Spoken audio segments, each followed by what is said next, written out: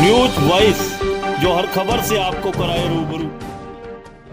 इस बार भी बनेगी गठजोड़ की सरकार और मैं कहती हूँ इस बार भी जेजेपी की ही चाबी से हमारी विधानसभा का ताला खुलेगा। माहौल बिल्कुल नॉर्मल है, वो भी एक राजनीतिक परिवार से है और मैं भी एक समाज सेविक परिवार से हूँ। नमस्कार, आप देख रहे हैं न्यूज वॉइस। मैं हूं आपके साथ संजय कौशिक।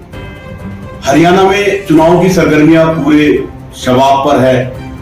नॉमिनेशन का कल आखिरी दिन है और लगभग बात करें कांग्रेस के कुछ उम्मीदवारों को छोड़ते जिनकी अभी तक लिस्ट नहीं आई है। बाकी उम्मीदवारों ने, भाजपा के भी 3 उम्मीदवारों की अभी नाम नहीं आए हैं। बाकी लगभग सभी उम्मीदवारों ने जो है अपना नामांकन दाखिल कर दिया है। और इसी के साथ बात कर ले हम अटेली विधानसभा की, क्योंकि अटेली विधानसभा जहां से राव इंद्रजीत सिंह की पुत्री आरती राव, उनको भाजपा ने अपना उम्मीदवार बनाया है और अटेली से टिकट दी है। और राव इंद्रजीत सिंह परिवार की परंपरागत सीट रही है अटेली, चाहे राव इंद्रजीत सिंह हो, चाहे अजीत सिंह हो, और अब राव इंद्रजीत सिंह की पुत्री हो, वहां से चुनाव लड़े हैं और जीते भी हैं। लेकिन आज हमारे साथ है आरुषि राव, और आपको बता दें कि आरुषि राव का परिचय क्या है। वो राव कमलवीर की पुत्री है और जो राव नरवीर है वो भी एक कद्दावर नेता है, उनकी भतीजी है। राव कमलवीर सिंह जी बादशाहपुर से कांग्रेस के उम्मीदवार रहे थे पिछली बार, और राव नरवीर सिंह इस बार भारतीय जनता पार्टी के टिकट पर बादशाहपुर से चुनाव लड़ रहे हैं। तो जो आरुषि राव है उनका ये पहला चुनाव है, युवा है, पढ़ी लिखी है। आज हमारे साथ अटेली से जननायक जनता पार्टी की उम्मीदवार आरुषि राव, उनसे हम रूबरू होंगे, जानेंगे अटेली के बारे में, उनसे चर्चा करेंगे चुनाव की। आरुषि जी, सबसे पहले तो न्यूज वॉइस पे आपका स्वागत है। आपके सभी दर्शकों को जय श्री श्याम। आरुषि जी, आप जननायक जनता पार्टी से उम्मीदवार हैं अटेली से। हाँ जी। और बात करें कि आप एक राजनीतिक परिवार से संबंध रखती है। हाँ जी। अभी लेकिन आरती राव अटेली से आने के बाद आपको क्या लगता है कि अब क्या मामला? जी देखिए, माहौल बिल्कुल नॉर्मल है, वो भी एक राजनीतिक परिवार से है और मैं भी एक समाज सेविक परिवार से हूँ। तो आरती राव के आने से अटेली से आपको क्या लगता है कि क्योंकि आप भी एक महिला हैं और आरती राव भी एक महिला है, तो मुकाबला किस तरह से मान रही हो, किससे मान रही हो? देखिए, मैं तो मुकाबले में जो भी कैंडिडेट आएंगे सबसे ही मानती हूँ और उनको भी सबसे ही मानना चाहिए। पहले जैसे कि आप जानते हैं, पहले बीजेपी के लिए सब क्या कहते थे, पिछली बार का जब इलेक्शन था तब सब क्या कहते थे 2019 में बीजेपी 75 पार। इस बार कांग्रेस के लिए सब कह रहे हैं कांग्रेस 70 पार। दोनों बार मैं तो कहती हूँ जुमले हैं जनता को भ्रमित करने के लिए, क्योंकि ना पिछली बार थी बीजेपी 75 पार, ना होगी इस बार कांग्रेस 70 पार। इस बार भी बनेगी गठजोड़ की सरकार और मैं कहती हूँ इस बार भी जेजेपी की ही चाबी से हमारी विधानसभा का ताला खुलेगा। एक आरुषि जी, बात कर ले। हाँ जी।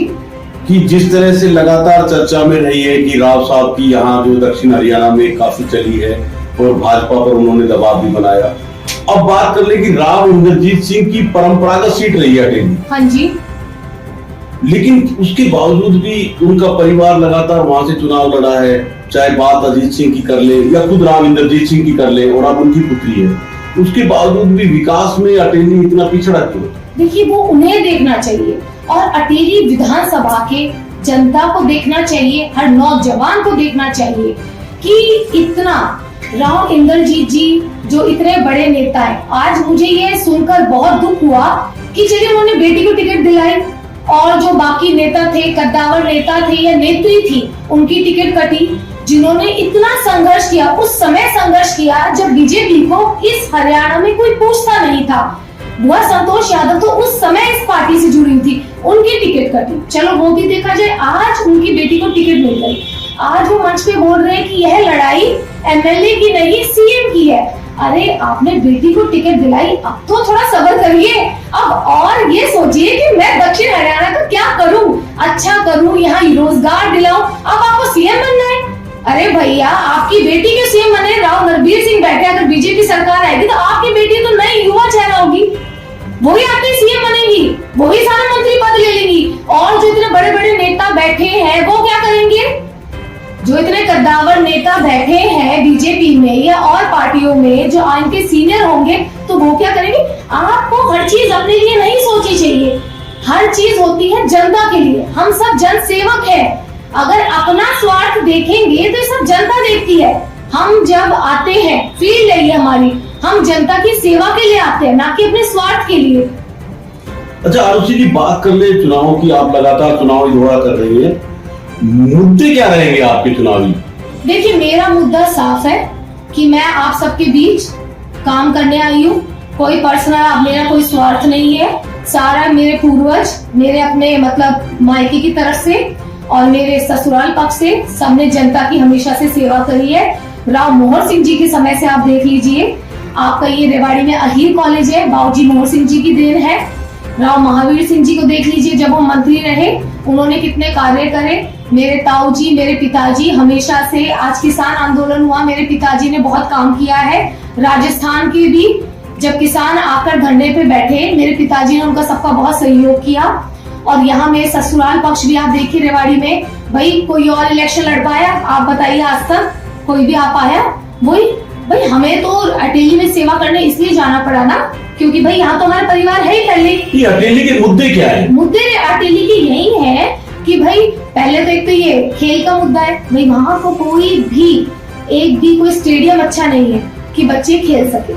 दूसरा बेरोजगारी, सब युवा बेरोजगार घूम रहे हैं। बेरोजगार से क्या हो रहा है? आप पंजाब तो देखते ही, पहले नशे की लत वहाँ हो रखी थी। पंजाब तो है नशे में कितना डूबा पड़ा है। उससे क्या हो रहा है? हमारा जो महेंद्रगढ़ जिला है ना, महेंद्रगढ़ से टच अटेली वगैरह, यहाँ भी सारा युवा है ना नशे की लत ले रहा है। बेरोजगारी से क्या आता है? आप समझते हैं, घर जब आप कमा के लेके नहीं जाएंगे तो एक टेंशन बनती है। टेंशन में क्या होता है भाई, लोग ऐसे ही जुड़ते हैं आपके साथ। शाम को नशे की गलत लत लग जाती है, गलत लोगों के साथ आप बैठना उठना लग जाते हैं, वो लत उनमें भी पड़ती जा रही है।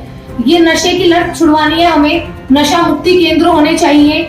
एक ये हमें जैसे प्राइवेट है हमारे, आप देखेंगे महेंद्रगढ़ जिला और रेवाड़ी जिला के बच्चे आप देखिए शिक्षा में अव्वल होते जा रहे हैं। पर ये अव्वल क्यों हो रहे हैं? सब आगे भी नहीं कर रहे, नौकरियां भी अच्छी लग रही है, पर इसका रीजन क्या है? प्राइवेटाइजेशन।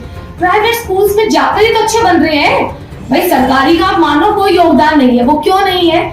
उसका रीजन ये है कि भाई अच्छे ज्यादा सरकारी स्कूल बंद होने लग गए, बच्चों ने सबने प्राइवेट में एडमिशन लेने लग गया। पेरेंट्स ट्रस्ट ही नहीं करते सरकारी स्कूलों पे कि भैया एजुकेशन अच्छी होगी। हर माँ बाप चाहता है कि मेरा बच्चा प्राइवेट में जाके पढ़े, चाहे उसकी कितनी ही मतलब कमजोर स्थिति हो, वो सोचेगा मैं कुछ भी कमाऊं, भाई दिहाड़ी कुछ भी करके लाऊं, मेरा बच्चा प्राइवेट जाए, कल को कुछ बन जाए।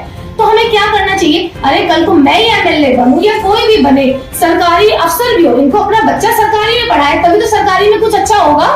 सभी प्राइवेट में पढ़ाएंगे भैया तो सरकारी का सुधार कैसे होगा?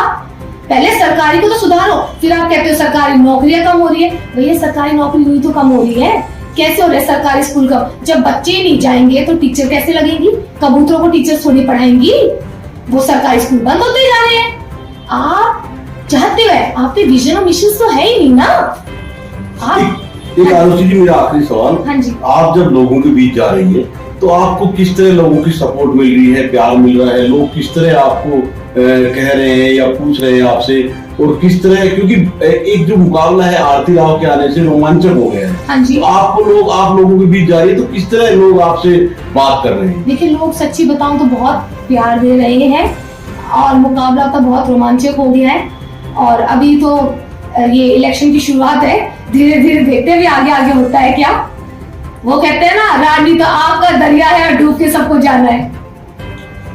तो आपने देखा कि ये जननायक जनता पार्टी की अटेली से उम्मीदवार आरुषि राव राजनीतिक घराने से ताल्लुक रखती हैं, और सबसे बड़ी बात यह है कि ये युवा भी है और पढ़ी लिखी भी है और एक महिला है।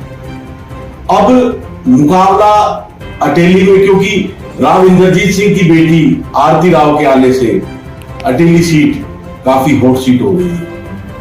अब ये मुकाबला किस तरह होता है, बाजी कौन मारता है, 5 तारीख को जो वोटिंग होगी और 8 तारीख को जब नतीजे आएंगे तो जनता जनार्दन ने किसके सर पे ताज रखा है, ये तो तभी पता चल पाएगा।